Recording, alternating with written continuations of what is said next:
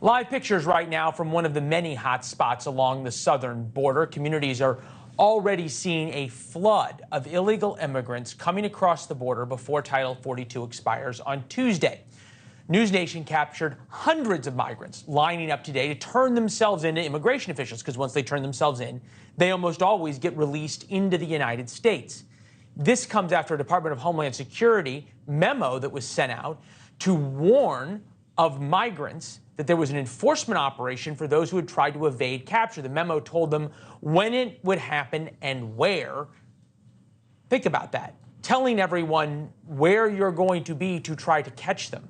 Understandably, the Border Patrol chief was livid. This is when activism takes over law enforcement. You do not give up to criminals where an operation is going to take place before it happens. Behind the headline are tens of thousands of illegal immigrants waiting to enter the country, maybe even hundreds of thousands. And they've traveled thousands of miles just to sleep on the streets of places like El Paso. Once they get into the United States, they're here. Government agencies and charities are trying to help these people.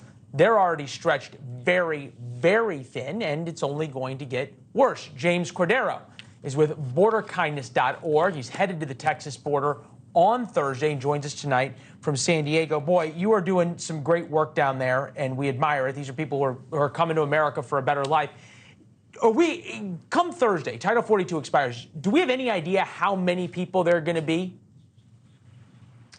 No, let me start with a quick correction. I'm actually down in San Diego. I'm not in Texas. Okay. I'm in California. We do all our operations out of California. As far as, Thursday when Title 42 is set to expire, we don't know what it's going to bring. We know that we're prepared. I lead, along with my partner, our water drop program, which is our desert aid in the mountains and the desert. We leave food, water, protective clothing, just to minimize the suffering and death for those that are traveling, in between ports of entries through the rugged environment. We don't know what it's going to be. We don't know if it's going to be a lot of people. We don't know if it's going to be any change. Well, I'm thinking if there's so many people who can come across, and look, you talk to a lot of these folks who come across, right? And there's a knowledge that they're likely going to be released into the United States on a notice to appear. Many of the people who are coming across the desert are here for perhaps more nefarious reasons. They've got criminal backgrounds and the like out there. I understand what you're doing. You're trying to. Okay, well, that's what the Border Patrol tells us.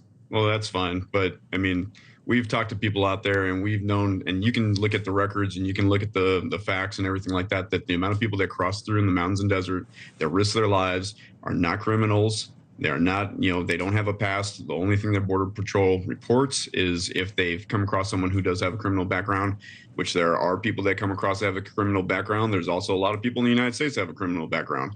So that doesn't make a decision as far as like generalizing a whole community of people, doing this. Well, help me understand, though, that if I'm an illegal immigrant who's coming to America, and look, my grandparents came as immigrants too. That's how we all got here. So I'm with you on people looking for a better life. But the fact remains that if you come to a port of entry or you come near a port of entry like McAllen, Texas, or down on the Texas border, you get a notice to appear. So long as you don't get have a criminal background, you're likely released. Most of the drugs and other things and criminals are going through and hiking through the desert, and they're risking their lives. Why else would they risk their lives if they can just walk across in Texas and turn themselves in? Actually, most of the drugs are coming through ports of entry. They're not coming through the mountains and desert. They're not coming through in between. And the ones that are coming across the border, not at ports of entry. But okay, so go with humans. Why would somebody risk their life to hike through the desert if they can just walk across in McAllen? Well, that's not actually the case. If you're down on the border, you see that a lot of people can't even get to present themselves for asylum. You do understand that people crossing through the mountains and deserts and literally risking their lives on a journey to try to have a life, these people don't have other opportunities. They're either from countries that won't get the asylum for them. They're coming for reasons that maybe the government will not grant them asylum. So it's reserved for those with the fewest opportunities and with the greatest risk to them. And so that when they come across, they are literally risking their life because that is the only chance that they have. I hear you. I for sure hear you in terms of how desperate they are. James, we appreciate it. Let us know what you guys are seeing on Thursday, Friday, and into the weekend. All right. Thanks for having me. Yeah, thank you. Coming up. Thanks for watching. Go to newsnationnow.com to find News Nation on your television provider. And don't forget to subscribe. Click the red button to get more of News Nation's fact-driven, unbiased coverage.